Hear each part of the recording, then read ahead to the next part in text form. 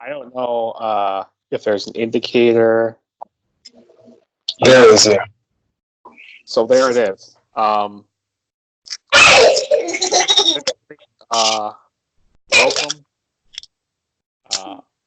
our 0.K viewers and listeners and fans to our show, Mr. Eric.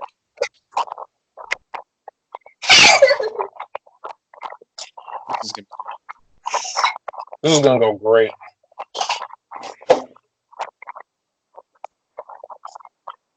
Early bumps. Yeah. Well, since you won't do it, we're going to welcome you to This Week in Wrestling. This is technically, officially, the inaugural episode in which hopefully we'll upload and it'll gain tons of traffic and hopefully grow the channel to make tons of money. That's not the goal. We're just having fun. How are you doing, Eric? Good, and you? Don't give me that sass. Don't give me this. Good, and you? Oh, I'm the baby face over here. I'm doing good. How are you? Give me a break. Always. You know, I ask you a simple question. You can't give me a simple answer. I know how this is going to go. A quoted answer. Busy per the norm. Ready to hear some good topics discussion. You know, I tried to get through Smackdown live earlier, but Mr. Interruption decided that, you know, he didn't really want to hear my take on side of things. I said, Eric, are you caught up for this week? Are you ready to do a podcast? Eric says, yeah, I'm ready. You know, and then we're a week behind. I am caught up. You're caught up. You're caught up. You're caught up. Yes. You're ready to go. Highlight. Cool. Starting off, SmackDown, July 23rd. Kevin Owens cuts a promo. This is the classic Vince McMahon, Austin thing that they're doing. That's what I was thinking. The more I thought about it. Right. I like it a lot, and I believe that KO is the only one that can really pull this thing off. If you actually were caught up, you would have seen that Shane McMahon does an excellent job of really putting a whole lot of obstacles in KO's way here. Even when it comes to the stipulation in today's match, he inserts himself. What was it as the guest ring announcer? Yeah, and then he has Elias as the guest timekeeper, and then he has Drew McIntyre as the guest referee. And so I just thought it was heelish. It was classic. Yeah, I really like this. Fools. I mean, that's literally what it reminded me of. Shane's proven he can go. He, had a great match with The Miz. I believe it was at Extreme Rules. Right. Great match with him. I just hope they're not rehashing more of the same and that they try and take some new direction or some new twist on KO and Shane going back and forth. Let's pray we don't have another hospital bedpan scene on our hands. See, you know what? It's good that you mentioned that because that was memorable. So yeah, it would be smart of them to have more of that.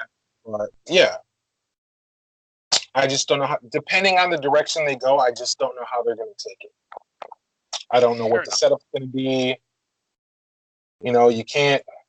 You had grocery store Austin Booker T. Another memorable moment. How'd you like that? How'd you like that segment? It wasn't really a match. Clean up on aisle 2. I mean, it's classic. We can't forget that. I have a question for you. on- So where do you put Booker T on your list of all time? Do you put him? Were you a huge Booker T fan? Because based on what you've told me, you started watching WWE in the Aggression era, and this was a bit after the Invasion, correct? So you were introduced to Booker T after he had become an established WCW superstar, heading over to WWE, and him essentially trying to climb back up the ladder. So how did you like Booker T, and how do you feel about Booker T now since then? He's really, to me, an icon of the sport, and I watched WCW during Booker T, during Crow Sting, during NWO Wolfpack. So I've seen Booker T before his transition to Night Raw with the big World Heavyweight title. Him and Stevie, Harlem Heat, I've seen it. How'd you like Harlem Heat? Or you weren't a fan of Harlem Heat? I mean, we haven't necessarily talked about tag teams. I know that we're kind of getting in the weeds here, but right. Did you feel like Harlem Heat and WCW was a good tag team? Did you like them or did you not like them? I feel like they're on the list with like the Dudley Boys and other classic tag teams. Yeah, there's synergy there for sure, but I don't feel like it's more in sync now with current tag teams to me. Like you know, they dressed attire similar. They had a couple of composition moves, but now you have like New Day, you have Revival, where their team sync is just that much more on par. A lot more moves incorporate each other, you know, and it's a lot more team sync. They're just one of the classic tag teams, I would say. We might have to go back and watch some WCW matches to do just an analysis because the times were completely different then versus now in tag team wrestling. I don't think the matches were longer. I think it was more about stage presence than anything. Sure. But then you had your technical wrestlers like your Dean Malenko, your Rey Mysterio, Eddie Guerrero that were really putting on 5-star matches. Next, we have a non-title match here. Apollo Irrelevant Cruz versus Shinsuke Nakamura, the current and your lightweight, cruiserweight, global force, intercontinental white belt champion. Shinsuke Nakamura gets a clean win over Apollo Crews, but I feel like Apollo Crews had a strong showing here. If you were booking Apollo Crews right now as he stands, because they've transitioned actually back to NXT, how would you book Apollo Crews? What would you do with him, and who would you put him with for him to be to get him to the next level? See, I didn't know they were positioning him more for NXT. Yeah, they shipped him back to NXT. Really? Similarly with what they did with Tyler Breeze. Mm. Yeah, I think but that's not what they're doing. I'm asking what you would do. Right, I understand. I was just trying to get background details because I hadn't seen too much of them. But for me, like, I feel like the ring ability is there, and I think they're putting him back to NXT to build some more storylines with up and coming to bring that mic and that persona more out of him, is what I think. That's really the only thing I see them doing with him, because he gives off a little John Cena vibe, and I think when you see just a little bit, when you see him pull out more storytelling and with more people, I think he's just going to grow into a better wrestler overall. Fair enough. That's kind of key what I see that he would be missing. But again, maybe all he needs is an opportunity, and he might break out of that. I don't know. I don't know if he's been given the proper run at the title or the proper heel to go into title contention. I think there may just be too many big guys. He's a natural babyface, powerhouse, athletic guy that I feel like got lost in the shuffle with the transition to the main roster, and shit happens. You know, you're not going to become The Rock, or you're not going to connect with the audience as soon as you get skyrocketed to that main roster. You're going to have to find your footing. And unfortunately for this kid that has all the athleticism, he has that baby face, good guy, you know, that thing that he does, but just no one seems to care. And it's because I don't feel like he's had enough. I don't think he's had enough segments. You know, when it reminds me of the New Day when they first got together, no one cared. My first reaction to the New Day was, okay, this is going to be another Nation of Domination kind of deal, just because I assumed they completely went the different direction, a completely different direction. They started off heel too. They weren't welcomed well, and they were more like poking the audience, New Day positivity in a way. But now it was a condescending. It was like a false positivity when they started out. And they're literally one of the most popular superstar groups in the company of all time. Absolutely, they're well on their way. More successful than most of the WWE tag teams, and that says a lot. So I feel like they could really put Apollo Crews as somebody and have him tag. You know, have him get frustrated. Hey, you know, I had an opportunity in NXT. Yeah. I was overlooked. I scratched and clawed to the main roster. I was overlooked. I was lost in the shuffle. You know, when's it my turn? When's it going to be me? He takes a chair shot, and he goes off the rails, throws somebody through a table. It's been done before, but that's the kind of edge Apollo Crews needs. That's just my opinion. Take him serious. I completely agree with you. That is a good game plan for him, I think, to really break out on his own. So Nakamura defeats Crews clean. Crews had a really good showing. The New Day really, really, really put him over. And they're genius when it comes to commentary because they filled in. Oh, man. Hilarious. Another talent of them. Had me cracking up. Like Shinsuke came out and Big E's got his title and he's sitting there playing the guitar and whatnot.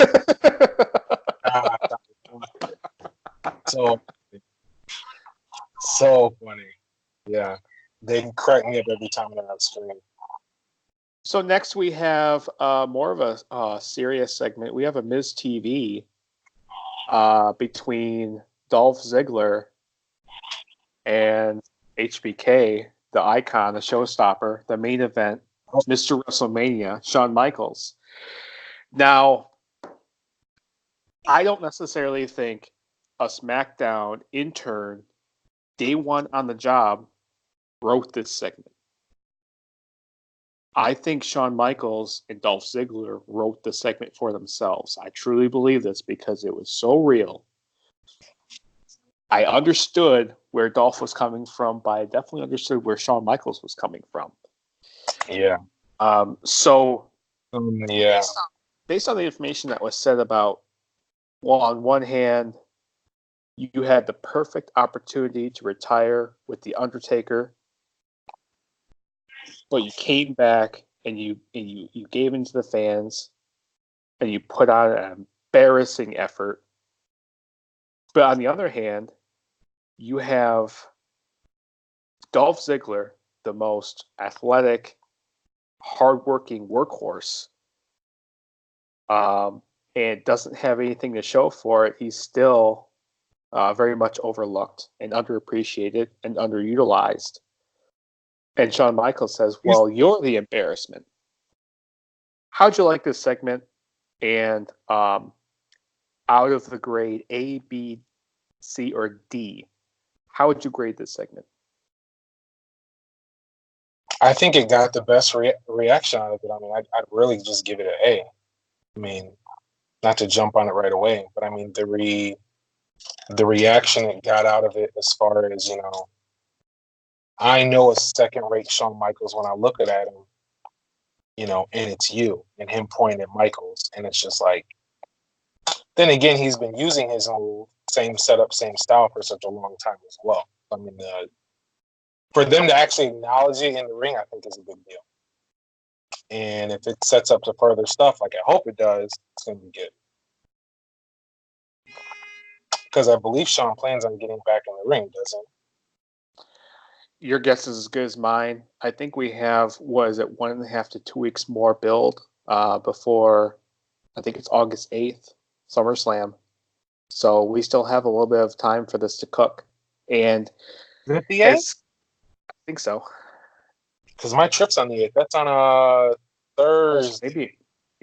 Maybe 1 week then, because it's already late in the month. Yeah, it's the 25th. So, what are your thoughts? I always like promos and segments that make sense and don't feel forced. This was a situation where you had two proven guys, one jockeying for a position, coming off of a comedy tour and coming back, and he's had this chip on his shoulder, like, you're overlooking me and I'm being underutilized, and I should deserve the title shot. But when I think about it, his last good run was over the Intercontinental title with The Miz when he was a good guy. That was his last good run. And I really, really enjoyed that run, because that was a point where I could sit down and watch SmackDown every week. And The Miz was putting on the best damn Intercontinental title show in a long time. I don't care what anyone says. The Miz has come a long way. I was never that much of a Miz fan at all. Like, you were. You were all over that bandwagon. Might as well call you Michael Cole number 2. I thought we were going to get through this, but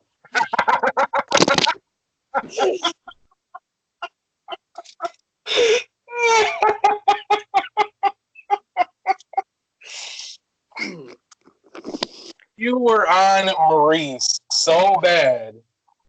Look at the Miz. Look at the Maurice. Look at the Miz. Look at the Maurice. The best ever. Correct me if I'm wrong, sir, but that was pretty recent that the Miz started touring the road with the Miz. That was for the last few years. So, before that, I really didn't care too much about the Miz, because guess what? The Miz wasn't really doing too much. Well, yeah, in the past few years, he's come a long way. I mean, you've always been a Maurice fan. But even, I think, not this past WrestleMania, but the one prior, I believe it was John Cena, Nikki Bella, and Maurice versus The Miz. It was either WrestleMania or I think it was a pay-per-view. And there you were with your pom-poms. Maurice. Yeah, I seen it. I remember it. Don't deny it. Don't be a okay. But can you blame me? Yep, I sure can. Absolutely. No, you can't. Yeah, absolutely. Maurice will go down as one of the greatest. Thank you. I knew it was bullshit. I knew it coming, because you can't finish a statement when you bullshit. Because it's just dumping nothing. Nothing. I even told you after the match, he hopped in the ring for like 5 seconds, and John Cena and The Miz finished it up. I think even in the Royal Rumble, she was in and out of there in a couple minutes. Worldwide wrestling superstars of all time. You are drowning in Maurice Brady, okay? Not denying, in her heyday on SmackDown, she was one of the best women's champions. or Divas champion. Hey, you know what? You just proved my point. Hey, Nada. Case closed. She's in a race. Next we have Ember Moon versus Charlotte Flair. Weird filler match. Wasn't necessarily a match, but it did what it needed to do. It put over Ember Moon strong. Yeah. As Bayley came out to interrupt, only to receive a springboard, turnaround, in midair, stunner. Eric, do you remember the name of Ember Moon's finisher? I do not, unfortunately. Me neither. That's why I called it the springboard, turnaround, in the air, because no one remembers the names of these moves. But well, Michael Cole yells them out so quick, you can't hear anything. well, I mean, if I heard it again, oh yeah, but it just escapes me. Yeah. What did you think of this segment, and how do you feel about Ember Moon in general? And how does Ember Moon stack against the other SmackDown women's talent? I know you don't necessarily follow the women too much, but just your 2 cents. For me, I think Ember Moon's a big rising talent. She's an NXT come-uppy. She's hot. Pretty much. Trained well. I don't care what anybody says, she's hot. I will agree with you on this. You're welcome. But I think she's been there. I think she's proven herself. I believe she could hold a match at a pay-per-view with Charlotte Flair, no problem. Right. Someone interfered in this match. Do you have notes on that? Yeah, as I mentioned before, Bayley. Yeah, Bayley came out as a distraction, which Ember Moon got the roll up for a quick 1-2-3 on the Queen, my favorite WWE women's talent, right? In Charlotte Flair. So, I like this. I think that Ember Moon is a fresh talent in the mix. We've had too much 4 horsewomen. I think it's time to mix it up. And I think Ember Moon has definitely deserved a spot on the SummerSlam card against the SmackDown Women's Champion, Bayley. So I'm very excited about this build. I always like a good women's wrestling contest. Now, is that set up for a triple threat? Have they announced that or no? We have the week and maybe 2 weeks. I have to look at a calendar. We still have a bit of a build, and so we don't necessarily have that confirmed on a card. But I'm going to go ahead and confirm that later on, because I'm curious now. I feel like that's the direction it's going with, because Bayley interferes, Ember Moon picks up the win, so you have the win over Charlotte, and obviously there's the beef between the Bayley and the Flair. So. Oh, you know what? Actually, I did read that was not confirmed. Charlotte Flair, in one segment, if you remember, didn't necessarily have anything going on for SummerSlam. So it very well could be Ember Moon versus Bayley in a one-on-one for the SmackDown Live Women's Championship. And Charlotte Flair could, in fact, be wrestling a legend in Trish Stratus, as we are in Canada for SummerSlam. So, that's the rumor. I found that very interesting. I wasn't necessarily on the Trish bandwagon, Trish when she was relevant, but I think that would be an amazing contest, as Charlotte's athleticism and Trish's character, ring experience, and athleticism could produce one of the best women's. And you know what? Trish can still go. Absolutely. And for the time, I mean, her and Lita too were definitely leaders of that transgression into where we're at now. I mean, you have to put some respect on it. Of course.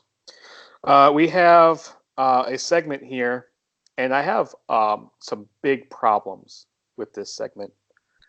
We have Kofi Kingston, special advertised segment, a SummerSlam call out, essentially. Him being the validated WWE World's Heavyweight Champion. Yep. He's calling out Randy Orton here. Now, we have a babyface, good guy, title holder calling out a challenger and a legend killer and a viper and a dangerous opponent that can end a match just like that. I have all kinds of problems with this traditionally, but first, before I go on my rant, I wanna understand where you're coming from with this, and I want to know how you feel about Kofi Kingston as the World Heavyweight Champion. Well, I don't have too many issues with the setup for Kofi versus Orton.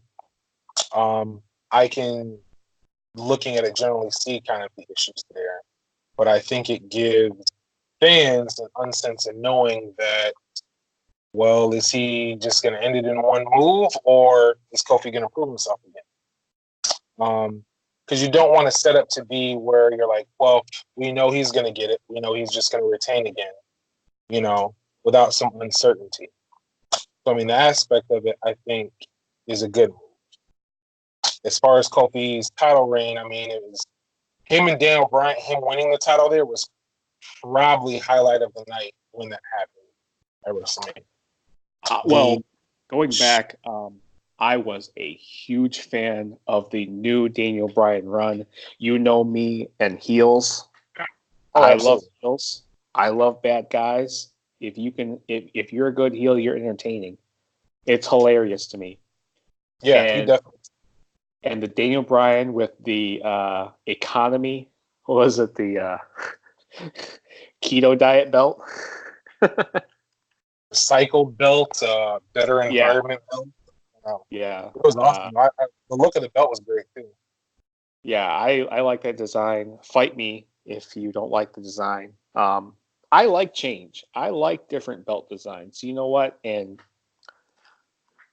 just going off topic here, you being a big fan of the aggression era, me being a big fan of the new generation, we've had some conversations about belt designs before and which is better and why. But what was your favorite World Heavyweight title design? Was it that spinner belt?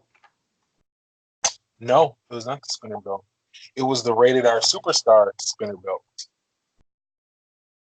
So the lamer one out of the two? Oh, man. What are you giving me today? I thought you were going to come with it. I thought you were going to bring it. Can I josh you for a second? Please. Are we talking? I'm waiting for you to wow me with a point here. I'm twiddling my thumbs. I'm playing with my keys. I'm on my fourth cup of coffee. I'm jazzed. I might crash at any point and pass out on live podcast. And before I collapse and die, I'm going to need a point out of you. Oh, gosh. Hey, I have points. Mr. Bullet Club. Bullet point that.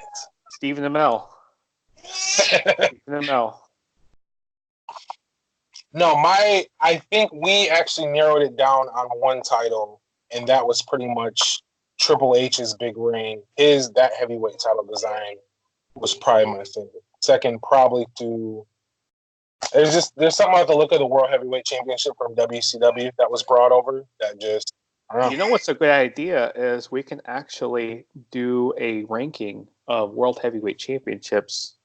That'd be fun. We're going to have your list and we're going to have my list. Oh! A couple of, I don't know. To be completely honest with you, I think there might be 2 or 3 belts maybe switched, but they'll be pretty much similar. Pretty much similar. This is world titles we're talking about?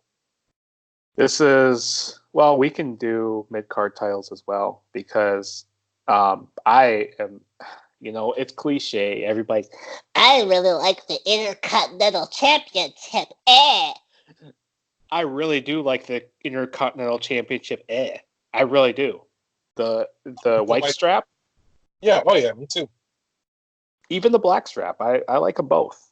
I just have always really liked that design. And Owen Hart, Slammy award-winning Black Heart with the Slammies in his hand and the Intercontinental title. That Intercontinental title looked great. And you know why? Because the man makes the title, and Owen Hart made that title. This is true. We have to go back and watch. What was it, SummerSlam '96 or '97? It was one of those years where it was Austin, Owen Hart, and that IC title match was amazing. I honestly haven't watched that one. That's when Owen Hart had a tilt-a-whirl sit-out pile driver and broke Stone Cold's neck. That was the match. That's what I thought the match was, but I wasn't sure if that was the one. Yeah. Was that towards the finish that happened, or? It had to have been because it paralyzed him, or damn near. But he finished it out. I don't know how these guys do it. Yeah, I don't know. So next we have Finn Balor returns to SmackDown Live. As you know, because you claim to be caught up, but we all know that that's not true. We all know that you're not caught up from Raw.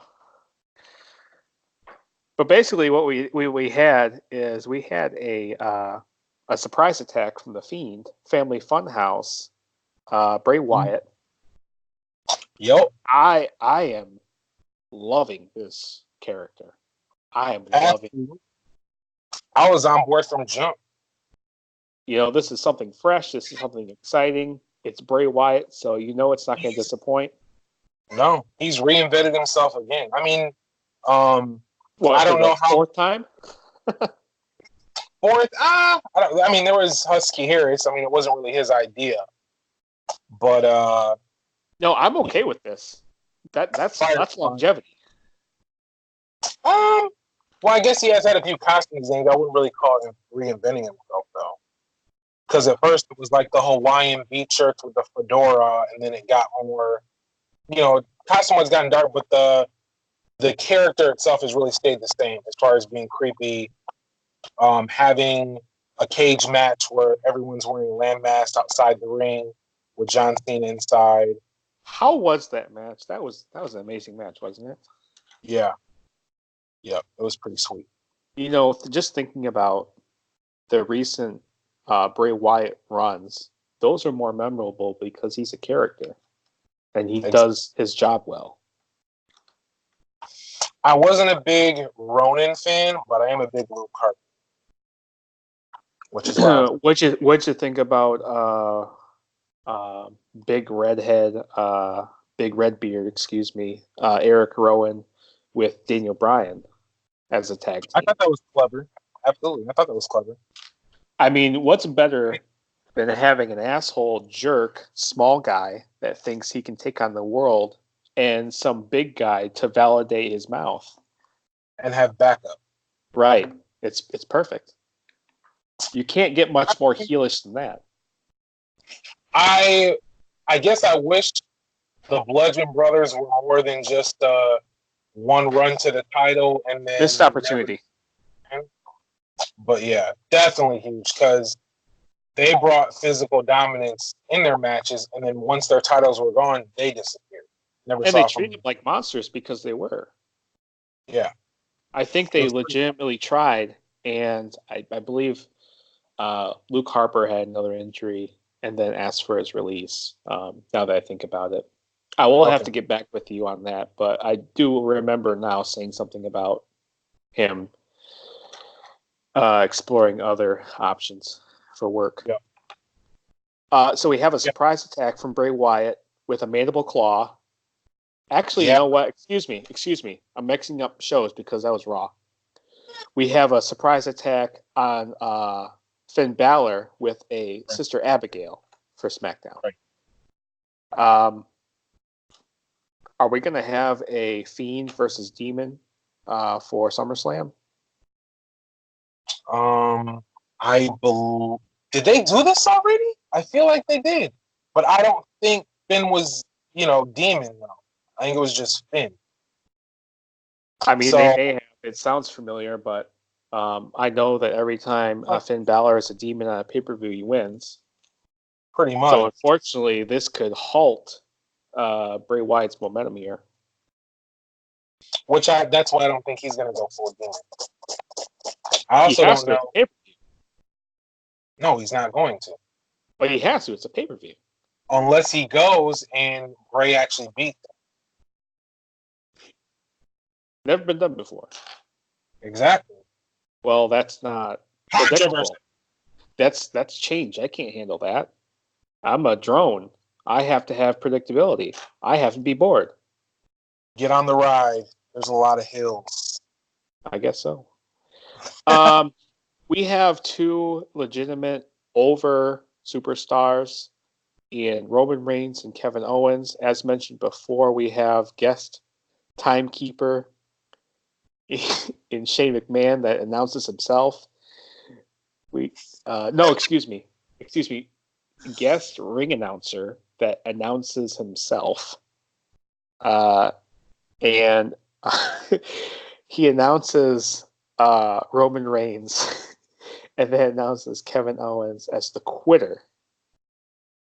Hilarious. We have a guest timekeeper in Elias. We have a guest referee in Drew McIntyre that doesn't last long at all, maybe 1 minute more. Over the top rope you go. Yeah. I definitely understand that they're using Roman Reigns as utility just to have something for him to do. But how did you feel about this segment, and what does it do for KO going into SummerSlam? I think it's just another builder. I think they're building up animosity more and more, and I feel like they're going to come with more promos that highlight it. Hopefully, some of those memorable promos. And I was talking about this earlier. Like, you've got Reigns with KO on SmackDown. He's also on Raw. You've got Samoa Joe doing both, and it's like that's a slot for somebody else to step in to build. And it's like they're over here doing double duty. Like, you have the talent. Why are they doing double duty? Why are they taking more TV time? And I mean, kudos to them, but the variety just makes the show better. If you get tickets to go to Raw to see your Raw superstar. You get tickets to SmackDown to see your SmackDown superstar. And maybe it's a little more award-winning to go to both, but you get a different experience for both you go. Now they're almost blended in a sense. They're blending them in the only way they can because they know if they cold blend, you're going to have a lot of people upset because, in my opinion, because the industry is so saturated and because you have so many hours of WWE and it's on pretty much all week, you kind of get overwhelmed with the amount of superstars and the amount of content. So you have to split it up some way. And the brand split is a good way of doing that because then you can kind of follow who's who on what shows. So, for example, if I'm a AJ Styles fan, I'm going to tune into SmackDown more. Right. If I'm a Seth Rollins fan, I'm going to tune into Raw more. It just makes sense. Not everybody, but I can only speak for our age demographic. We're adults and we have very real responsibilities. We can't necessarily spend 22 hours watching wrestling every week as much as we'd like to. And having said that, the brand split is important in that regard. Well, that's what the shakeup's for, and it's like if they feel like things are getting dry, normally they'd be in Vegas doing a lottery pool. They would do a lottery pool, they do it live, and they would, virtually show you who's going where, who's been drafted where. Give me the Titantron countdown. Exactly. That's more entertaining. Yeah, all the results of who got shooken up will be online. Like, they don't want to address it. So it's like, it doesn't stick with people more who are actually watching the show and don't want to watch the shake 'em up on the side or whatever. You know, for the hardcore, they're going to, but like for your casual, they're not going to. So it's not going to stick as well when you're like, oh man, AJ just went back to SmackDown, you know, da da da da. And they used to do it in such a good way to where you knew, like, oh, he's over here now, you know, and he's going to do some stuff. It's also a way for them to shake up stories and whatnot. Drafting people in NXT, having them do a couple, you know, grub matches or whatever. And then if you want to move them and get them into a story, move them over, have them come out. Oh, I'm so happy to be on the show. I'm really looking to do this. Send out your heel and get a story going. Now that we've had Tyler Breeze and Apollo Crews go back to NXT, do you think it's fair that some other superstars return to NXT to possibly build new stars and to reignite maybe their runs? Do you think that's fair for a SmackDown superstar to be moved to NXT or a Raw superstar to be moved to NXT to say, hey, you know, you're not necessarily cooking on Raw. We don't have anything for you, but you got a huge following in NXT. Maybe you can bring these guys up. How do you feel about that? Do you think it's a step down, or do you think it's just better utilizing that talent? I'd have to say it's better utilizing the talent. You have guys that have been here and been there before who can mentor and make the adjustment easier for up and coming. You know, that may be able to carry some of the newer talent in matches on NXT, only building your mold better for when they do make the jump. And for all I know, they could do an NXT draft and start drafting them to shows as well.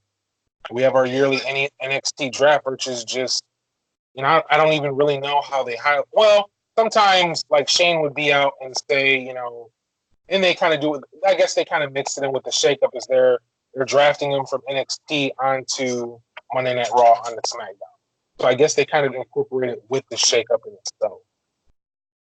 But it's just filling that transition from going to NXT to SmackDown or Raw. That's fair. I fully agree.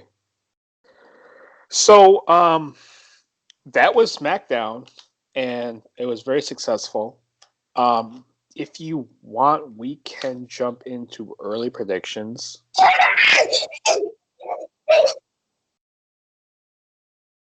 If you want, it's up to you. Well, we might have to jump on it a little bit later. Fair enough. So we can go ahead and wrap up this episode of This Week in Wrestling Podcast, SmackDown edition. I'll go ahead and publish this. I got a lot of work to do as far as making this a thing, but I think it was overall successful. I do want to thank you once again for your precious time. Yeah, definitely. I feel it's going well so far, so good. You know, if we can't be in the same area, we can at least do this and get in the episodes that we need. Right, absolutely. And of course, we'll have more designated, concrete, consistent, structured, scheduled times, so that, you know, our fans can go ahead and look forward to my genius, invaluable, amazing, smart, intelligent points, and your subpar, mediocre, hoo-hash commentary. So, are you done? Are you done? Are you ready to end it? Your syphilisific rants. Your Jagger Jarbin nonsense. hey, man, I'm just speaking the facts here. Yeah. Check your cliff notes. All right, guys. Thank you for watching.